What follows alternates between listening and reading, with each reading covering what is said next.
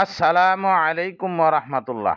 প্রিয় দর্শক শ্রোতাবৃন্দ, যদি আপনার টাকা পয়সা না থাকার দরুন আপনি চিন্তিত বা পেরেশান থাকেন, যে কোনোভাবে আপনি টাকা জোগাড় করতে পারছেন না, ঋণ পরিশোধ করতে পারছেন না, তাহলে আপনার জন্য আজকের এই আমলটি কীভাবে করবেন? 5 ওয়াক্ত নামাজ আদায় করবেন। প্রত্যেক নামাজের পর অজু অবস্থায় এই দোয়াটি পড়ুন। সর্বপ্রথম 11 বার আস্তাগফার ও 11 বার দুরুদ ইব্রাহিম পড়ুন। তারপর দোয়াটি পড়ুন এইভাবে: আল্লাহুম্মা কফিনি বিহালালিকা আন হারামিক ওয়া আগনিনি বিফাদলিকা আম্মান সিওয়াক। আল্লাহুম্মা কফিনি বিহালালিকা আন হারামিক ওয়াগনিনি বিফাদলিকা আম্মান সিওয়াক। শেষে আবার 11 বার দুরুদ ইব্রাহিম পড়ুন।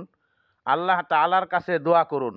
পাহাড় পরিমাণ ঋণ থাকলেও আল্লাহ তাআলা তোমার পক্ষ থেকে তা আদায় করে দিবেন এবং তোমাকে ঋণ মুক্ত করে দিবেন ইনশাআল্লাহ।